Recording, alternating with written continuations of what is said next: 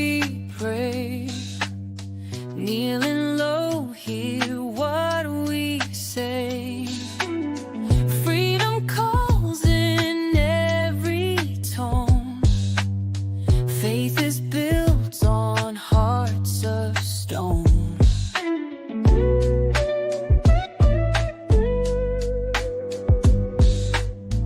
Vibes so raw, can't hide the truth. Words so sharp, they cut right through. Real talk for the soul's appeal. Prayers rise up, the wounds they heal. Lift our voices to the sky, a righteous perspective high. On this path we won't back down, for the Father wears the crown.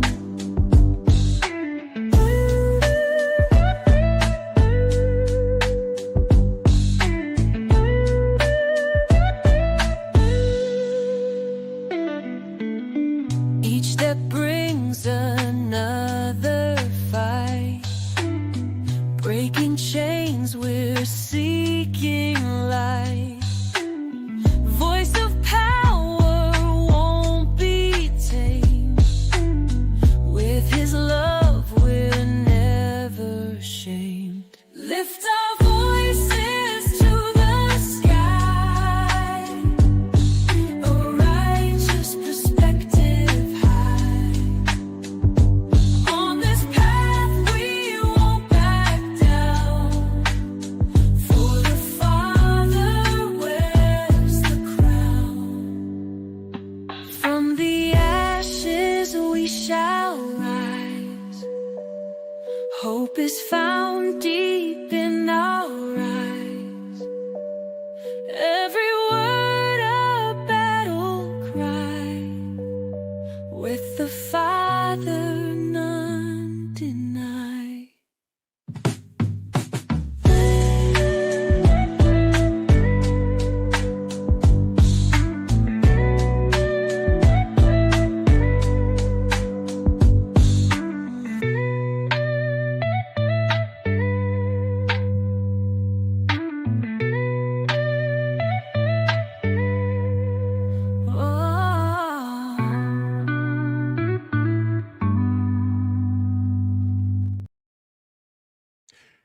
Hey, welcome back. Welcome back to the channel. It's your man Wise. Happy Monday to everybody. I know everybody's getting their week started.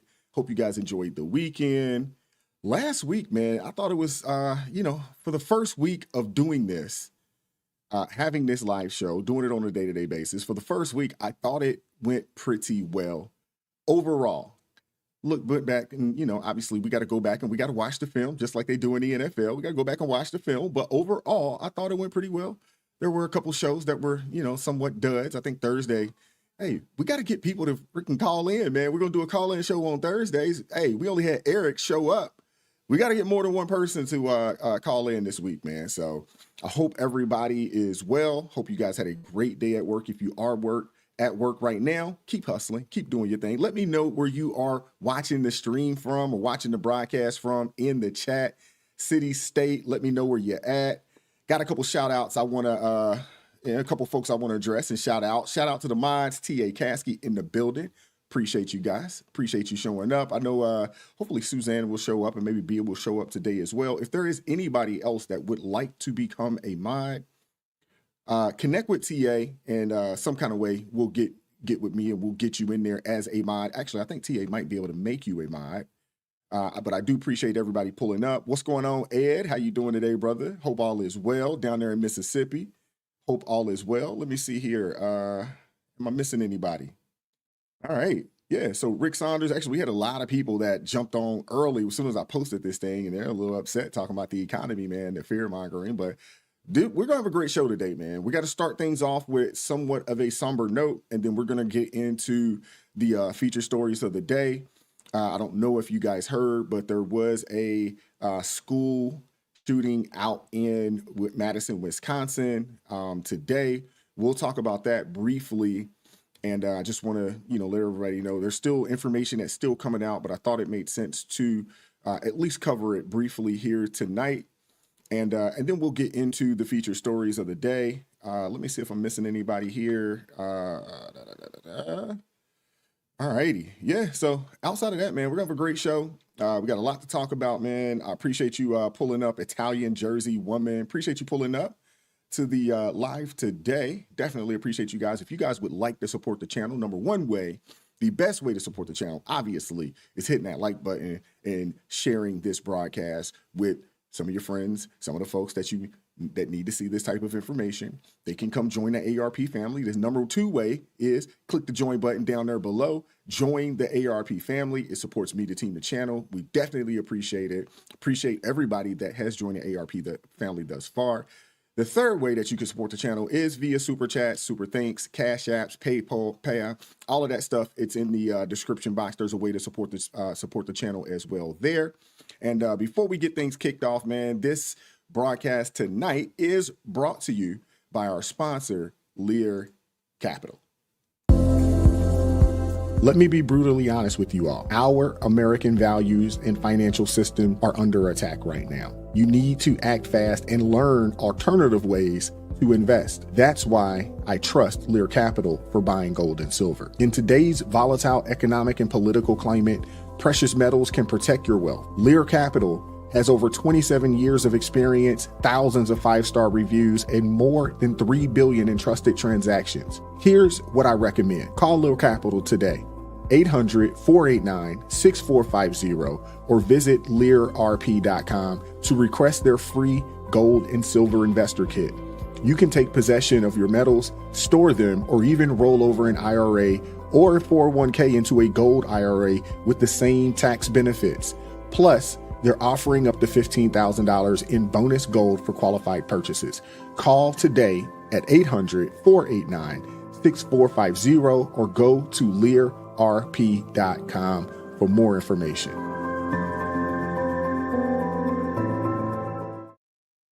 All right, go over to learrp.com, check them out, see how they can help you get started and help you get ahead financially. We had a conversation last week about gold. There's a few states already currently using gold as a form of currency in their country. Down in Florida right now, it's on the books. They're actually doing some research and they're trying to figure out how they can allow their constituents down there to use gold as a form of currency. So go over to learrp.com, go check them out, see what they have to offer there. So let's get into story number one. We have a sad story, like I said, out of Madison, Wisconsin. And it's just so unfortunate, man. These school shootings happening, man. It's just very, very unfortunate. But let's get into this first story here.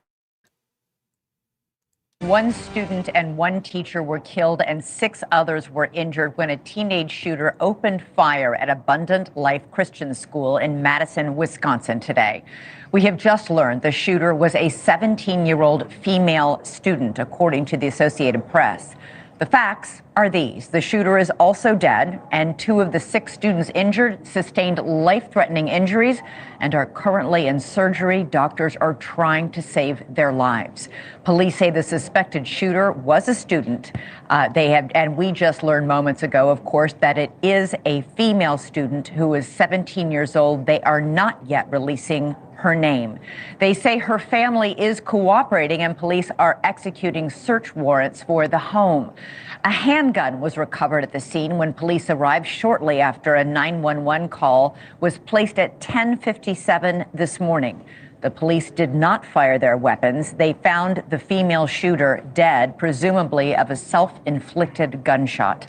Federal agents assisted local law enforcement in searching the school, and President Biden has been briefed on the shooting. Police have determined that there are no additional threats to the school or to the community.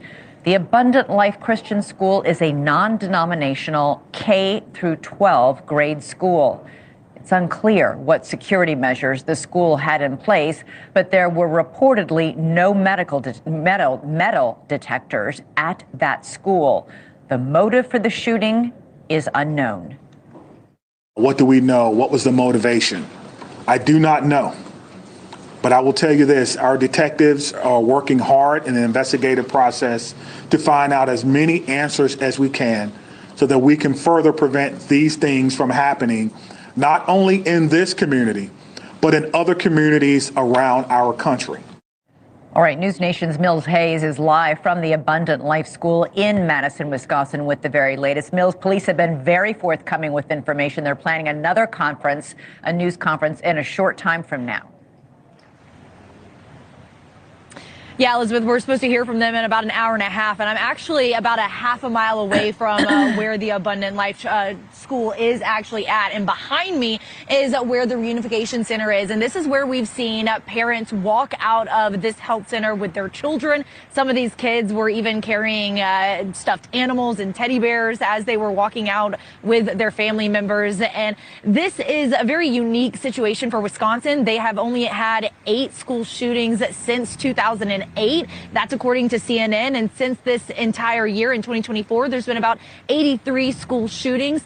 38 people have died in those school shootings.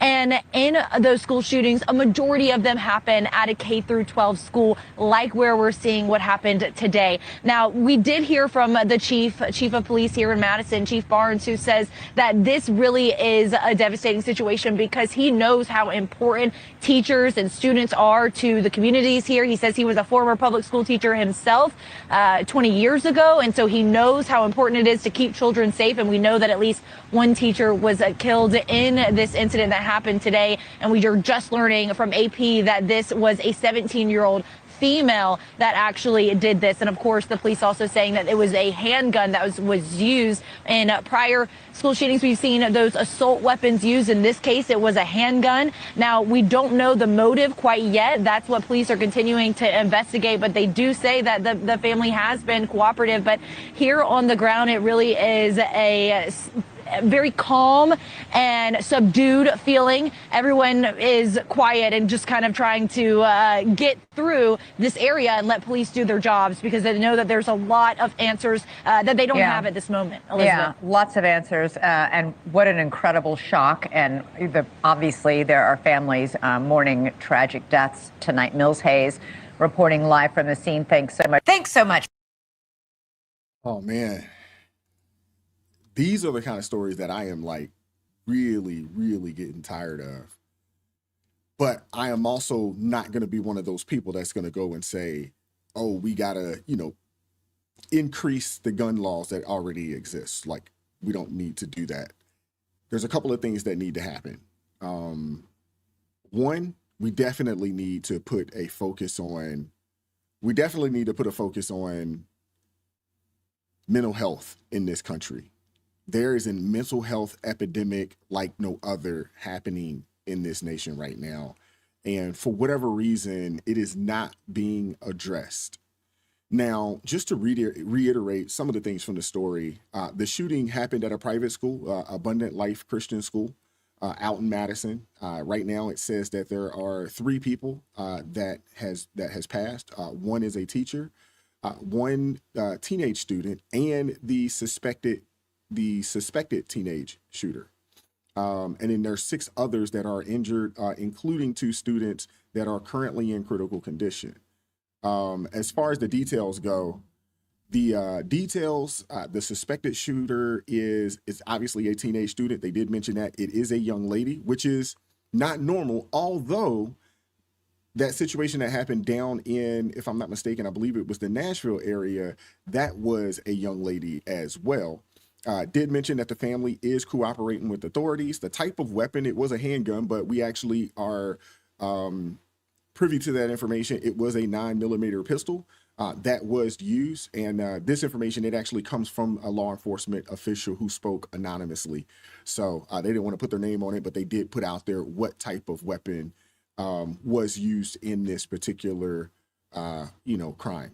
So it did say that the police department, the officers, they did not fire their weapon. So it sounds like this individual did what they did and then turned the weapon upon themselves. So the police did not have to engage this individual. This is just so unfortunate, man. You do not send your kids to school for this type of situation or incident to happen. And it's just so unfortunate, man, because a teacher who I assume probably stepped in to try to, to try to stop this person, they lost their lives. I would also assume that the student was probably the target of this individual. And it's just sad. Ed, you said they gave her name. In all the research that I was looking for, I did not find it unless it just came out within the hour. I did not find her name. If you have her name, if you could drop that down in the chat, that would be great. But I do agree with you, Mickey. These schools, they're soft targets. If they have police there, it's one or two. Typically, most of these schools, they don't have police there. And, they might have a car out there for some quote unquote police presence, but I'm a firm believer that we definitely need some teachers that are trained, and also have the ability to carry. It's not something that the students need to know. They don't need to know who is. They just need to know that somebody is. And hopefully that would deter people from walking in these schools, knowing that, there are some people out there that would stop it. Okay, so Ed had put it out there. Allegedly, this young lady's name is Samantha Rucknow. And, we have to put that, it's just so unfortunate, man. So my apologies for if you were having a great day and this is how you had to get your, evening kicked off. My apologies, but I just felt like, this was the story. It just came out. It was something that, we needed to, hear and talk about. Obviously, we know a lot of folks from the left, they're going to be talking about gun violence, but they're always talking about long guns. They never really talk about handguns like that. And handguns are like the number one proponent or the number one type of weapon used for, violence. It's like number one. More times than not, people aren't walking around with long guns. That's typically not the case. And if a long gun is involved, it's typically maybe some type of hunting accident or something along those lines. But this is sad, man. It is sad, and it's something that should be preventable. It can be preventable, and it's just unfortunate that we're not doing enough to stop these types of acts from happening at our schools. We should be able to send our kids to school knowing that they'll be safe. And unfortunately, that is not something that, is happening. And it's sad. It really is. It really is. But I want to give a couple quick shout outs, not to just, briskly move on, but there was a few people that did, show some love in the chat. So I wanted to make sure that, we shouted some of these folks out. So what's going on with you, Melody? Appreciate you pulling up today. And we got a few others out here, man. But yeah, you guys know the leftists, these people, you know what they're going to do. They're going to talk about, gun control. But what we do know is that the cities in the country that have the strictest gun laws are also some of the most dangerous places in the country. You guys know it. I know it. So we really need to be focusing on gun safety. Maybe there are some classes that can be taught, and also identifying people who are suffering from, mental illness. We got to do a better job at that. We really do. That is something that we have to get better at. And I hope it is something that happens in the very, very near future. So appreciate everybody pulling up. We're going to take a quick break, and then we're going to get back in it, and we're going to get to the feature story, and we're going to rock out there. All right.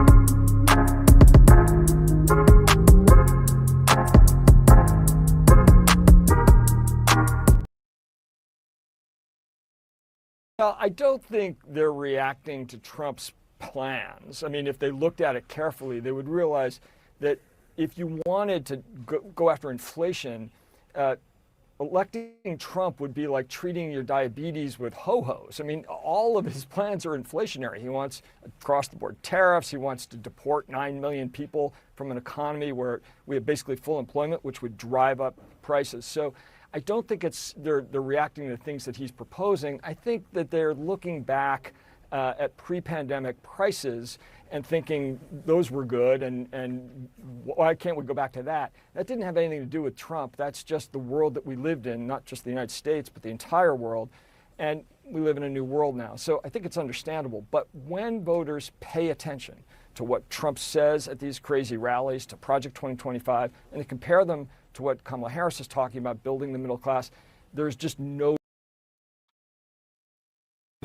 You're looking at live video of President-elect Trump at Mar-a-Lago. Moments ago, Trump, alongside SoftBank Group CEO Masayoshi Son, confirmed the company's $100 billion investment in U.S. projects over the next 4 years, with a goal of creating 100,000 new jobs. SoftBank will be investing $100 billion in America, creating 100,000 American jobs at a minimum. This historic investment is a monumental demonstration of confidence in America's future, and it will help ensure that artificial intelligence, emerging technologies, and other industries of tomorrow are built, created, and grown right here in the USA. I'm now excited to commit this $100 billion and 100,000 jobs into the United States. This is double of last time, as President Trump said.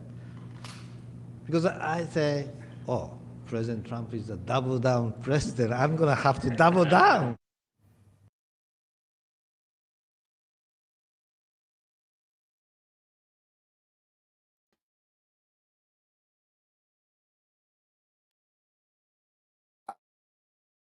Wow, that's huge. Huge, huge news. Huge news. I know some of you guys were in the comment section and y'all like, wait, crash? Wait, crash? Wait. Would you look at that, man? They said Trump will crash the economy. That's what they told us.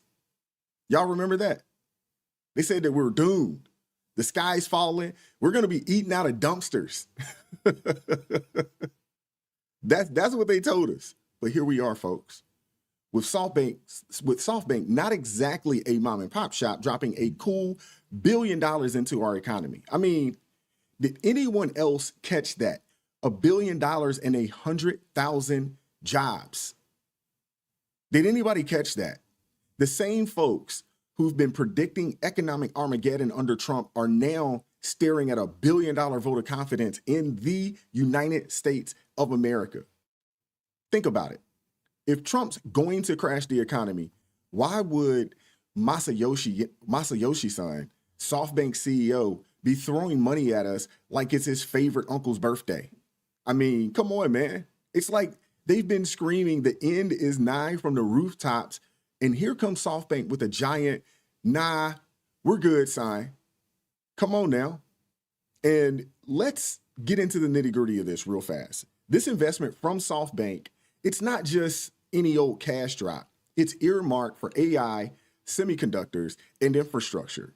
They're betting on America's tech future, seeing us as the land of innovation where the next big thing in technology is going to happen. So what does that mean for us? What does that mean for us? Somebody in the chat, let me know what that means for us. That means jobs, high-tech jobs, high-paying jobs. And think about this, man. Dating back to 2021, the tech industry has been down bad. Layoffs happened starting around 2021, going into 22. I mean, thousands and thousands of people in the tech field, they've lost positions. It's been really bad. Not a lot of innovation. Most companies right now are really just trying to maintain what they have right now. They're not being innovative. They're not building new apps for the most part. I know this to be true because I worked in the tech industry. I worked in that industry for like 15 years. I was one of those people, part of the layoffs. I know what it looks like. So this situation right here is huge for the tech industry. It's huge for people getting ready to graduate college who are either getting ready to graduate or have recently graduated that can't find a job. You know how many people, young people I know out there still bartending because they can't find a job? Think about that, man. What this right here means, it means more research, more development, more innovation. And guess what? It's a slap in the face to those doom and gloom prophets. This isn't just about money. It's about the future. SoftBank's investment says, we believe in America's tech scene, in its ability to innovate, and we're putting our money where our mouth is. And let's not forget this. This right here, it aligns with Trump's economic plans. Remember, Trump has been pushing for Buy American, Hire American. He's been about reducing regulations. He's been about cutting taxes and bringing back manufacturing jobs. So SoftBank's investment is a direct endorsement of that vision, a vision, mind you, that many on the left, the media, they can't seem to grasp, or maybe they just refuse to see it. They've been telling us with a straight face that mass deportations would crash the economy, that Trump's policies are like a tornado tearing through a trailer park. But let's take a quick look at this.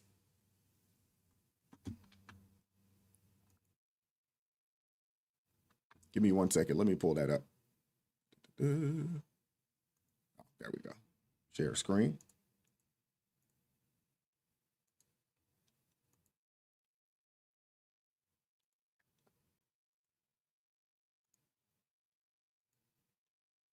His most explicit comments yet on his plans to deport millions of undocumented immigrants when he takes office.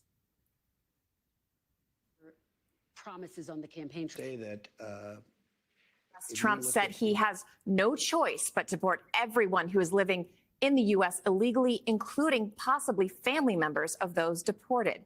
He also spoke about ending birthright citizenship for children born to undocumented people. First of all, they're costing us a fortune. But we're starting with the criminals, and we got to do it. And then we're starting with others, and we're going to see how it goes. Who are the others? Others are other people outside of criminals. We have convicted murders. We don't mean people that are even on trial. We have people that have murdered numerous people are on our streets and in our farms, and we have to get them out of our country. Joining us now is the president of Next Gen America, Cristina Sinsun Ramirez. Cristina, the president-elect has now said his deportation plans could include the 4 million families in the U.S. that have mixed immigration status. And he was saying the only way not to break up those families is to essentially just send them all back to their country of origin together, whether some of them have status or not. What is your reaction to that? And what should undocumented people be doing to prepare for this for themselves or for their loved ones? Well, look, I live in Texas, and we have a very storied history in this country with deporting American citizens, right? Operation Wetback in 1954 was launched, and it deported thousands of Mexicans and American citizens and took their land in the process. So it's terrible. It's frightening to see that invoked in present day. And I want to remind people that are watching, especially people that are in mixed status families or know people that are undocumented and that could be impacted by this, that he cannot unilaterally end birthright citizenship. We know that we do have a broken immigration system, but it's broken not just for, it's broken also for undocumented families and American-born workers. Look, the status quo, and why I think he's saying he's not going to deport everyone now, he's already going back a little bit on what he said, is that in this country, nearly half of the people that pick our fruits and vegetables are undocumented. I live here in Texas. We have a housing crisis across the country. Half of the workforce in Texas, the construction workforce, are undocumented. So it would cause massive economic chaos. Now, we can build a system that protects immigrant workers and American-born workers and keeps families together. But Trump doesn't have any real interest in doing that. So it's not only going to be cruel, it's not only potentially going to be economically devastating if he does do it, but it's also going to be potentially unconstitutional, as he's even said he's wanted to use the military for some of these actions. People should be very concerned about the constitutionality of what he's trying to say he'd like to do. Okay. I'd like to ask this question here to you guys in the chat, and shout out to Ron Henderson, man, for the $9.99 super sticker.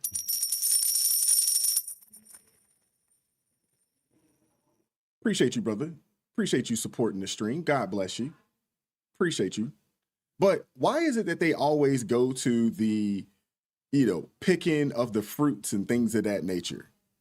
And if that is the case, why can't we create a path for these people to get work visas of some sort to work on these farms?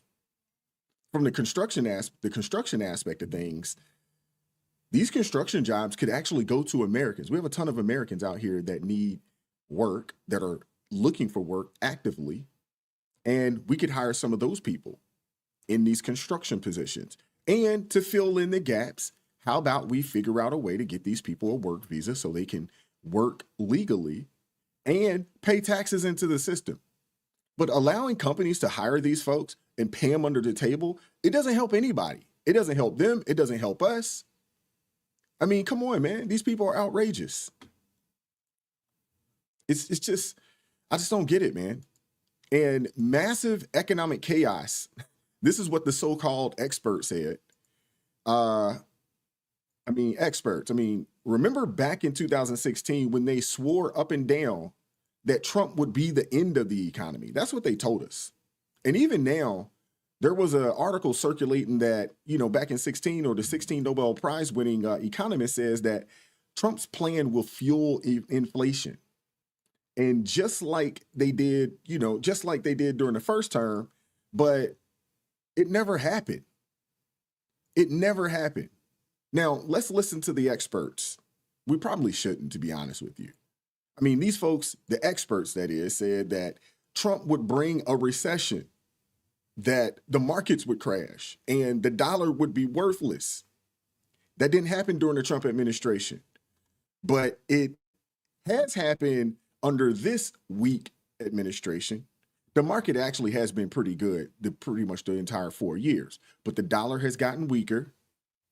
The dollar has definitely gotten weaker, and we are definitely in a recession. So much so that the mainstream media basically had to redefine what a recession is. So it wouldn't look like this administration pushed us into a recession. That's what they've done.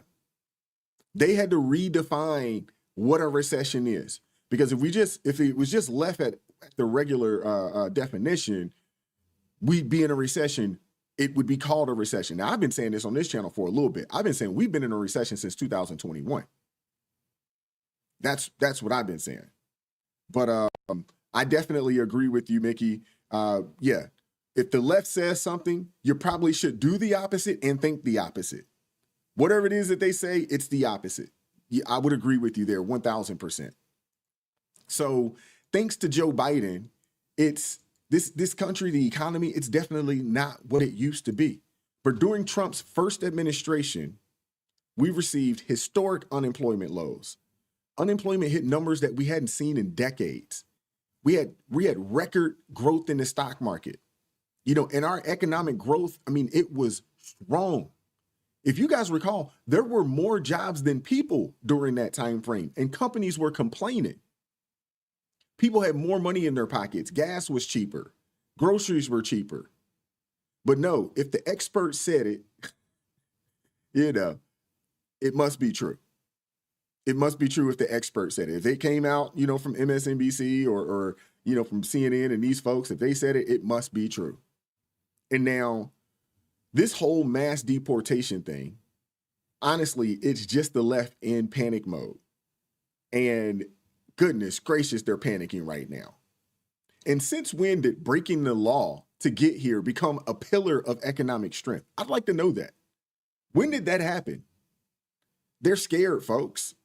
And not just of losing their voter base, but they're scared really of losing control of the narrative that they've had control of for so long. And the reality of this mass deportation plan is, well, if we deport illegal immigrants, those jobs, they actually open up for Americans. And isn't that what Buy American, Hire American is supposed to be about? More jobs for legal citizens, less strain on our social services, wage increases with fewer workers in illegal sectors. Wages for legal workers would go up because demand would exceed supply. Isn't that something that we should celebrate? Isn't that what we experienced during the first Trump administration, again, I go back and I say there were more jobs than workers at that time. Do you guys not recall companies paying sign-in bonuses? Do you not recall companies actually competing for workers? That is not something that's happening right now. That is not something that's happening right now. Companies are not competing for workers. Companies are posting positions and thousands of people are applying to these positions. I know people right now that have applied. They've been out of work for a year and a half, applied to a position, don't even get a call back, don't get an email sent back, nothing, crickets. And, let's not forget, a significant number of deportations would involve individuals that came here with criminal records. Some of them picked up criminal charges while they were here, but we had weak DAs like the dude up in New York, and out in Chicago, where they're letting these people go. They jumped on the police and these dudes was out the same day. You better not try that. They're going to throw your butt up under the jail. The kind of folks you don't want next door to you because when you leave, they might break in your crib. And here's the kicker. The Democrats are trying to spin this as, an economic downturn, but they're more worried about losing their future voter base than they are about economic stability. And that's the real issue right there. They've lost the economic argument, the security argument, and now they're grasping at straws trying to paint the picture of an economic apocalypse if we dare to uphold the law. And let's not forget, under Biden, we've seen inflation skyrocket, supply chains crumble, businesses shut down and board up like no other. Economic uncertainty has been on the rise for 3 years. 3 years. Now they want us to believe that enforcing our immigration laws will somehow make it worse. I mean, come on, man. That's exactly what they want us to believe. They want us to believe that enforcing the law will make things worse. As Kanye would say, houseway. Since we're on this topic of the economic forecast from the so-called experts, I'm not an expert. I'm not an expert, but I have lived in this country my entire life, and I have worked in this country for a long time. And I do know the difference between a good economy, a strong economy, and one that sucks. So the forecast from the so-called experts, from our quote-unquote so-called leaders, we got to jump over to Chicago, where Mayor Brandon Johnson is now joining the choir with his tune that mass deportations would be dangerous and irresponsible for the economy. You can't make this stuff up, man. This dude can't get out of his own daggone way. The incoming administration's threat around immigration is dangerous and irresponsible, and this administration is threatening our economy.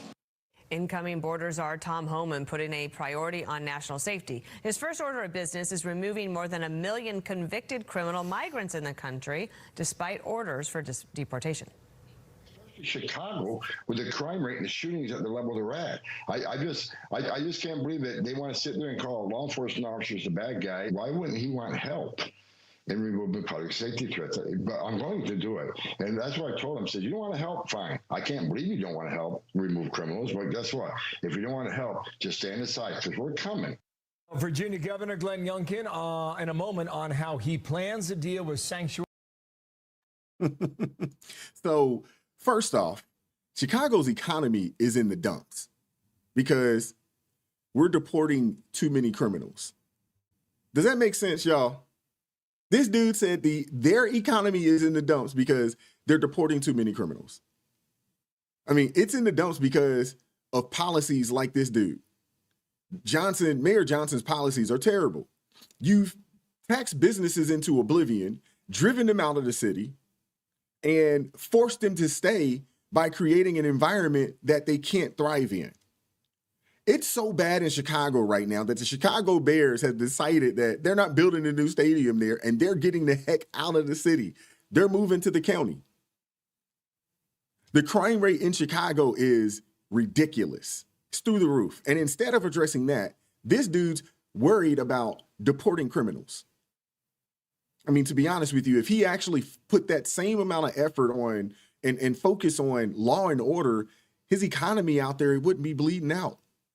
And Chicago, a proud sanctuary city, has essentially made itself a magnet for illegal immigration, not for jobs or economic prosperity, but because it promises no cooperation with ICE, which good luck with that, because Trump's border czar, Tom Homan, well, he's not around. He's not going to be here to play. And let's not mince words here. The economic downturn in Chicago, frankly, honestly, all over the country under this disaster of an administration isn't because of deportations. It's because they haven't, the deportations haven't happened yet. The reason why things are so bad is because their policies have incentivized crime-reduced business confidence and turned major cities into havens for those who want to break the law. And now you're trying to scare us with this boogeyman of economic collapse if we deport criminals? This is freaking crazy. This is crazy. We got a super chat from Ron Henderson. Appreciate you. He says he's worried about deporting his meal ticket. You're absolutely right. That's what it's about. That voter class. I mean, come on, man. If anything, deporting illegal immigrants would reduce the strain on public services. It would lower crime rates and maybe, just maybe, make Chicago a little bit safer for law-abiding citizens to invest in, to live in, and to work in. There was a story that came out probably, I don't know, maybe 5 or 6 months ago, maybe it was earlier this year, where there was a young man that started a store, young black man, started a store out there, and the store had been broken into and robbed like 3 different times. Now, mind you, this young man took his life savings to start this store, and he had to shut it down because his store kept getting broken into. If I'm not mistaken, I believe it was on the south side. I could be wrong. It might have been on the west, but it was one of those two, and I can't recall right off the top of my head. But they had a Walmart closed down out there. They're losing grocery stores out there. And here's the truth, folks. It's not about the economy for them. It's about votes. That's what it's about. And it's also about adding some additional House seats. Because, that 2030 census, it's coming upon us pretty quickly. And I don't know if you guys know this, but the census doesn't count if you're a citizen or not. It just counts the body. So the more people, the more representation said city, said state gets. That's what this is about. They're trying to get more seats so they can some kind of way have control of the House in perpetuity. These people are scared that, if they lose their base of new voters, they'll lose power. They're trying to paint a picture of an economic apocalypse, but it's just not true because they're desperate to maintain control. That's pretty much what it is. And under Trump, the economy thrived because we had policies that supported the American workers, American businesses, and American citizens. And no matter how much the propagandists in the media tell you, oh, the economic collapse is coming, even the CEOs out there that haven't exactly been Trump's biggest fans, even they're saying, nah, this isn't happening. Everything will be fine. Even the CEOs. Now, these are the people with the bread in this country. And they're telling you that, nah, everything's going to be all good. When people say MAGA, they're actually looking at people voting for Trump, and they think they're voting, and they're basically scapegoating them, that you are like him. But I don't think they're voting for Trump because of his family values. And if you look, just take a step back, be honest. He was kind of right about NATO, kind of right about immigration. Mm-hmm. He grew the economy quite well. Tax reform worked. Wow. He was right about some of China. I don't like what he did. No, I said China virus. Yeah, I understand. Shut up. And I don't like how he said things about Mexico. I don't like, but he wasn't wrong about some of these critical issues, and that's why they're voting for him. And I think people should be a little more respectful of our fellow citizens. And when you guys have people up here, you should always ask the why.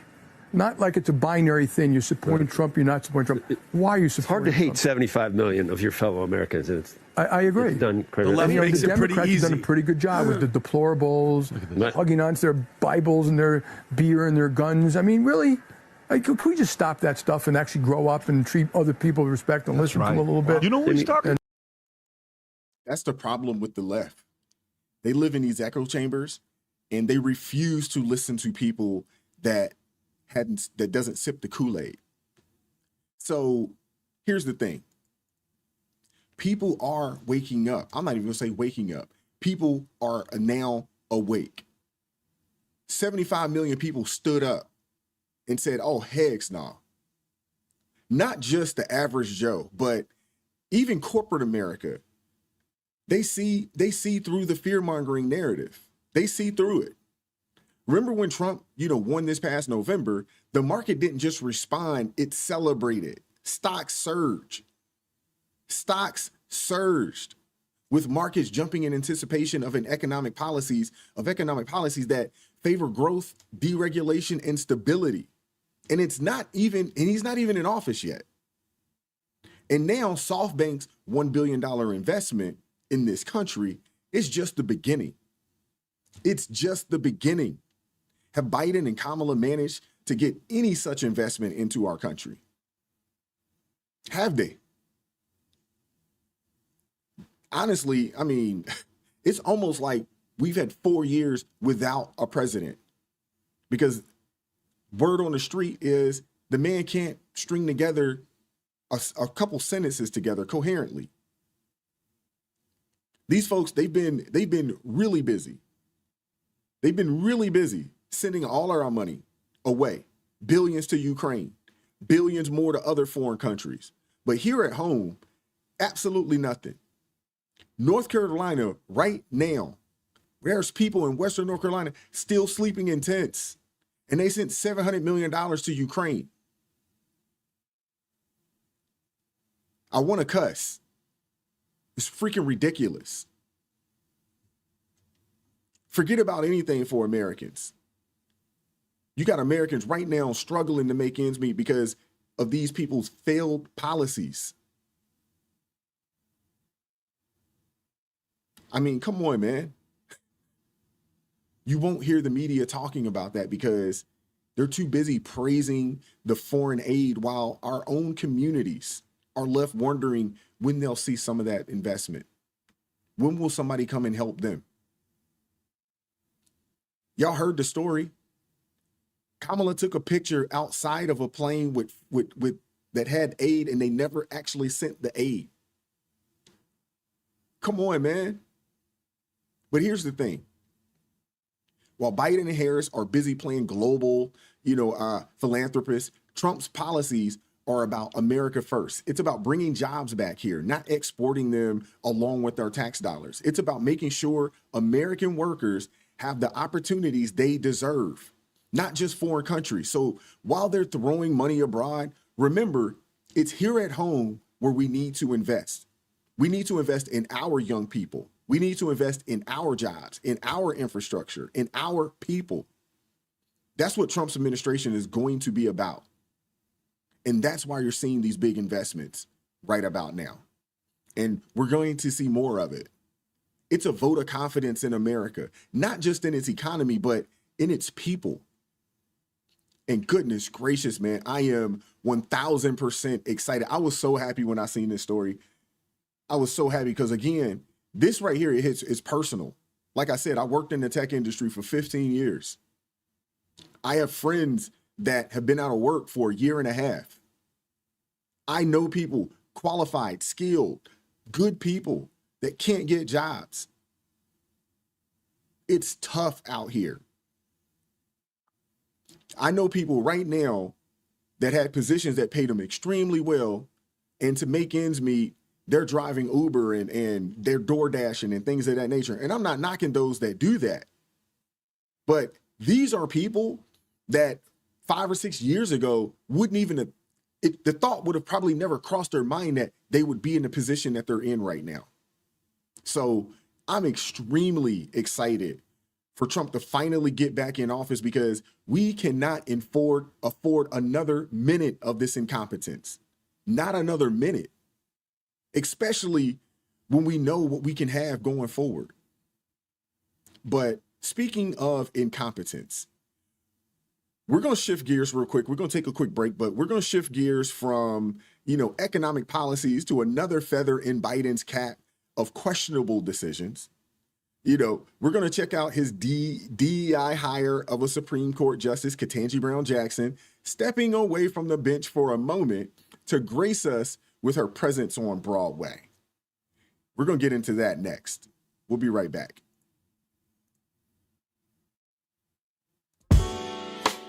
Look outside the window, see the world on fire. People screaming freedom, but they're preaching to the choir. My heart feels heavy, but my soul stays high. Living for the truth, not the gains of a liar. In this game of life, everyone's a player. But how many truly live without a slayer? Trying to find the light while walking through the layers. Real talk, no filter, no overused prayer. We're chasing dreams in a restless land, holding tight to visions with an open hand, breaking all the chains, taking our stand. Life's a righteous ride, we've got it all planned. They sell us dreams dressed in glittery clothes, yet the wisest ones know how the story goes. Filtered truths and lies wrapped in golden bows. We rise above the noise where the freedom flows. Entertainment fills the screens, but what's real? Empowerment.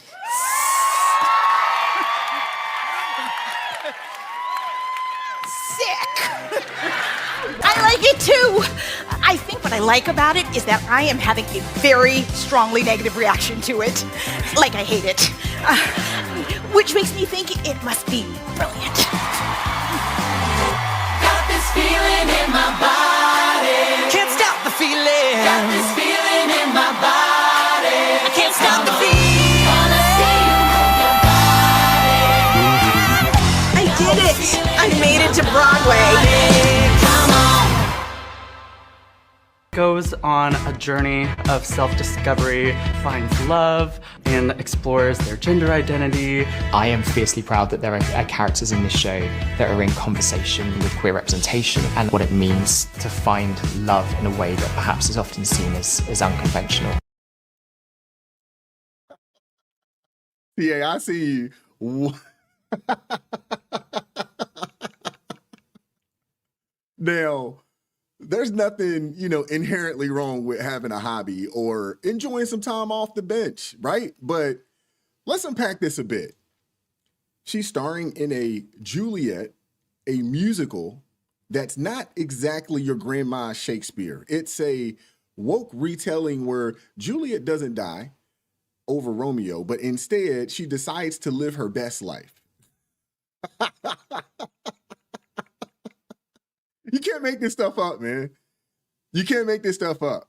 You just can't. This whole thing is empowerment and inclusive gender representation because God forbid you put on a show based on Shakespeare's actual story, a story that's been around for generations upon generations upon generations. I mean, I know a lot of you guys, we had to read some Shakespeare back in the day. Some of us had to get up in front of the class and recite a little Shakespeare. But nah, you got to come up and mess this up too by making it super woke. And while if you're into that kind of stuff, I mean, to each his own, but why is a Supreme Court justice, one of the most prestigious and serious roles in our government, spending her time on a Broadway stage?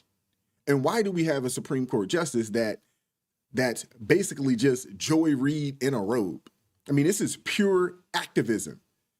This isn't just about a Supreme Court justice having a bit of fun. It's symbolic. It reflects a broader trend where merit is often sidelined for diversity, equity, and inclusion, or DEI, as they like to call it. Now, don't get me wrong. I personally think diversity is great. But when it comes at the expense of merit, we have to ask ourselves, is this the type of country that we want to live in? Where you've got a Supreme Court justice in a queer rendition of Romeo and Juliet playing a he, she, they, them, it character. The same woman who refuses to say what a woman is actually. Do you guys recall this? Do you guys recall this? You can't make it up, man. You cannot make it up. Provide a definition for the word woman. Can I provide a definition? Mm-hmm. No, Yeah, I can't. you can't? Not in Okay. this context. So you I'm not a believe the biologist. meaning of the word woman is so unclear and controversial that you can't give me a definition? Senator, in my work as a judge, what I do is I address disputes. If there's a dispute about a definition, people make arguments, and I look at the All right. law and I decide. So I'm not. The fact that you can't give me a straight answer about something as fundamental as what a woman is underscores the dangers of the kind of progressive education that we are hearing about. Yeah, so these people live in some kind of alternate reality where up is down and men are women. And when a Supreme Court justice tasked with interpreting and upholding the Constitution can't define basic terms, I think we've got a major problem on our hands. But hey, who needs clarity when you can have a he, she, they, them, it character in a woke musical, right? I mean, look at what the Biden-Harris administration has brought us with their DEI hires. I mean, it's not just about the justice system. It's a systemic issue. They've put people in positions of power, not because they're the best, but because they check a box. And what does this lead to? Our world stage presence is weakened. They're giving handouts to Ukraine and other nations while our own country suffers. The U.S. economy is in shambles right now under this watch, with inflation through the roof, supply chains broken, and jobs being shipped overseas. They're more focused on DEI than on policies that actually help Americans. And this is how you screw a nation. And culturally, it's like they're trying to rewrite history, culture, and even science. How do you rewrite science? When a Supreme Court justice can't define what a woman is, we're not just dealing with incompetence. We're facing an assault on our very identity, and frankly, a bit demeaning to women as well. How many women in the chat are frustrated and feel disrespected when one of these people say that they can't really define, what a young lady is or what a woman is? I mean, this madness, it has to stop. It's the far left, the Democrats, and their media cronies pushing this agenda, trying to destabilize our nation from within. I've been talking about it for a while. We've literally been watching our nation crumble right before our eyes. They've got their hands on every lever of power, twisting it to fit their narrative, not the needs of the American people. But at least there's a silver lining. With Trump coming back, we expect this nonsense to stop because, you've really hit rock bottom as a nation when you've got a Supreme Court justice playing a he, she, they, them, it. And not only that, but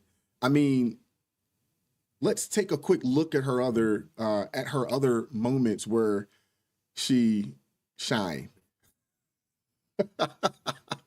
My apologies, but we got to check this out, man.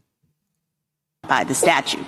That was sort of like the starting point. The question was whether it was discriminatory because it applied to both races and it wasn't, necessarily invidious or whatever. But, as I read the statute here, the case here, The court starts off by saying that Virginia is now one of 16 states which prohibit and punish marriages on the basis of racial classifications. And when you look at the structure of that law, it looks in terms of, you can't do something that is inconsistent with your own characteristics. It's sort of the same thing. So it's interesting to me that we now have this different argument, and I wonder whether Virginia could have gotten away with what they did here by just making a classification argument the way that Tennessee is in this case. Yes, I think that's exactly right, that there is absolutely a parallel between any law that says you can't act inconsistent with a protected characteristic and in all other contexts.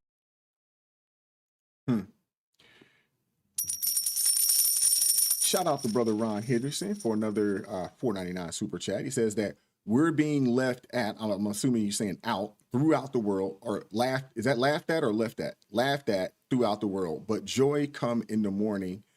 We're being, okay, I'm assuming you're saying laughed at throughout the world, but joy coming in the morning. You're absolutely right, brother. I'm assuming you're saying laughed at. You can check me in the chat there, but that situation, man, here we go. That was the transgender case in Tennessee where she equated banning certain transgender treatments for minors to prohibiting interracial marriage. I got a problem with that. Hear me now. How did their plight, the alphabet community's plight, become a parallel to what Black people had to deal with in this country way back when? How in the world did that happen? And how did you become racist if you don't agree with the agenda of the alphabet community? How in the world did that happen? They've literally co-opted the civil rights movement from the 50s and 60s. That's essentially what they've done. And the fact that this lady compared prohibiting interracial marriage to allowing children as young as 2 years old to go through what they call, quote unquote, gender affirming care, it's just flat out ridiculous. It's flat out ridiculous, man. And Justice Jackson should be ashamed of herself. Comparing apples to oranges. I mean, it's like saying, if we can't have our way, with the trans ideology, then we'll just throw in a historical comparison that has nothing to do with the issue at hand, just to stir up emotions. I mean, this is just flat out insane. It's ridiculous. And honestly, man, it's a slap in the face to Black people that marched, that, risked their lives, that had dogs sicked on them, all types of things during the 50s and 60s, fighting for civil rights. It's a slap in the face to those people. And some of those people are still here. This isn't something that happened 100 years ago. There are people that marched in the daggone civil rights movement movement that are still around. And now they've allowed these people to co-opt that movement. It is flat out ridiculous and it's disrespectful. I mean, this is a clear sign of where their priorities lie. Not with legal precedents, not with constitutional interpretation, but with pushing a woke agenda. When did our Supreme Court turn into a platform for social justice activism? Somebody in the chat answer that question for me. This is what happens when DEI overshadows merit. We get justices who can't define basic terms and make historical comparisons that are not only off the mark, but also pretty offensive to those who actually fought for civil rights in this country, regardless of your, the amount of melanin you have, because there was a lot of white people that fought for civil rights back in that time frame. There's no comparison. And speaking of DEI, let's not forget the Biden's administration grand scheme of the Democrats' grand scheme of, J20 can't come fast enough. It cannot get here fast enough because this ish is ridiculous. We got to take a look at this.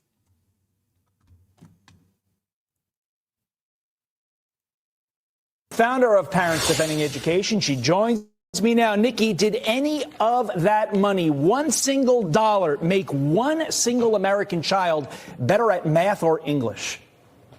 No, it didn't. And that is really the heartbreaking part of this. We're at a time when 40% of American students cannot read. And this is how the Biden-Harris administration chose to fritter away hardworking Americans' tax dollars. It's really a slap in the face. Yeah, they've been busy. They've been extremely busy.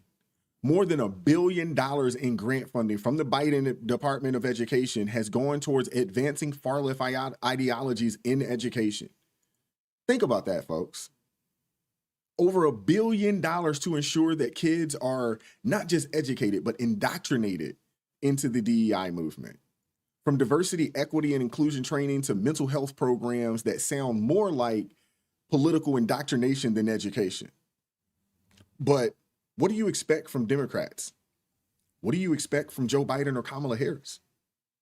I mean, this is a guy who literally chose his VP, Kamala Harris, not to mention one of the worst presidential candidates in modern history. We'll talk about that maybe on another day. But she was chosen only because she was a black woman. And I'm going to say this. Joe Biden is so racist that he decided to choose the person that passed for black, but he knew that she wasn't black. You know what I'm saying? Like, it's really ridiculous. This dude said it, though, not me. He said that he chose this lady because she was a black woman. And if you guys recall way back when, they said that they gave him a list of about 20 names. You can pick a name, but you better choose a black woman. That's what they said. That's what they said. But these are also the people very quick to quote Dr. Martin Luther King. It's freaking ridiculous, man. It really is. It's really ridiculous. To me, the values of diversity, equality, inclusion are literally, and that's not kidding, the core strengths of America. That's why I'm proud to have the most diverse administration in history. It taps into the full talents of our country. And it starts at the top with the vice president.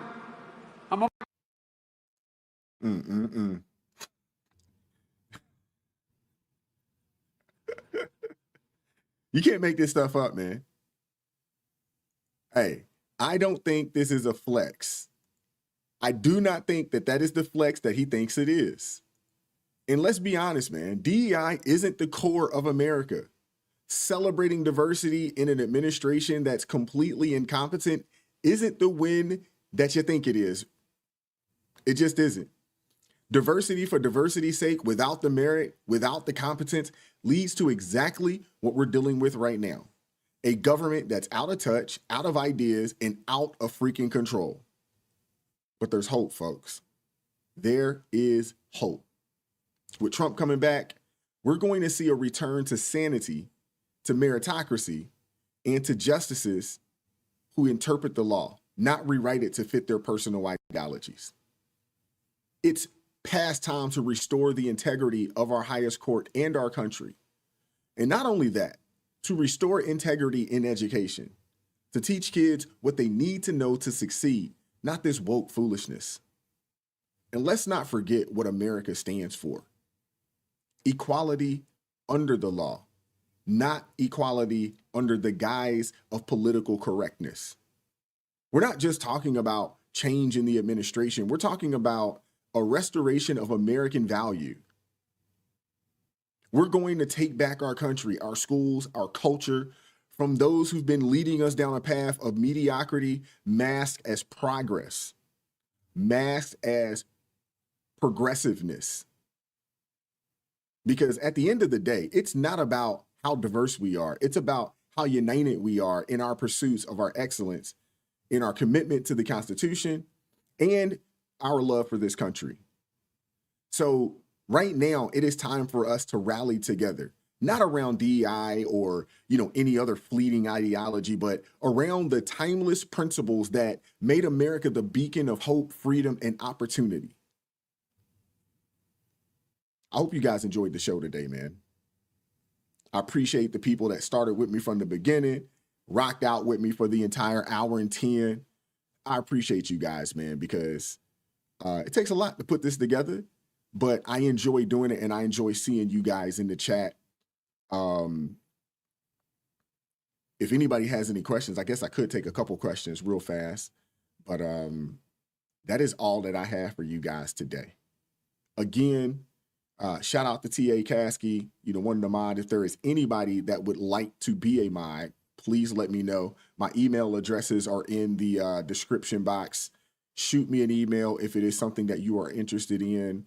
Again, I try my best not to censor people in the chat. I think it's necessary that we have civil discourse in the chat. We don't always have to agree. I'm okay with people disagreeing with me. I think it happened last week. I'm okay with people disagreeing with me, but we should be able to have conversations. I don't want to live in one of those echo chambers like those on the left. We should be able to, speak, talk, converse, and we should be able to agree or disagree, but do it civilly. We should be able to do that. So I appreciate you guys pulling up, and I definitely appreciate you guys rocking with me today, man. Shout out to you, Russ Meadows. Appreciate you pulling up. Carla Dean, Kenny G, Kenny Cooper. Be safe out there on that road, man. I know you're out in California right now, but be safe on your way back to GA. I hope everybody enjoys the rest of your evening. And yeah, man, we will catch up with you all tomorrow. Same bat time, same bat channel, 7:30. And we'll be after it again, all over again. Hey, it's something new on a day-to-day basis. And I enjoy doing this. I hope you guys enjoyed the show. Hope you guys enjoyed the broadcast. If you could, like I said, hit the like button. There's a multitude of ways to support the channel. Shout out to my brother Ron Henderson for supporting the channel tonight with the super stickers and super chats. I definitely appreciate it. And again, I don't take it for granted. If you guys want to support the channel on a month-to-month basis, hit that join button. I definitely appreciate everybody that has joined the ARP family. It means a lot. If you would like to get an opportunity to just chop it up with me on a week-to-week basis, hit that platinum in the join button. That's the best way to reach. That's the best way to do so. We will link up on Monday mornings, for a little bit, and you'll get a chance to speak to me directly, ask questions, or just chop it up. Let me know what's going on in your life. I'd love to hear from you guys, man. All right. Hey, we will catch up with you all tomorrow. As I always say, keep God first in your life. Stay prayed up. It is crazy out here in these streets. And we'll catch up with you guys tomorrow. Peace.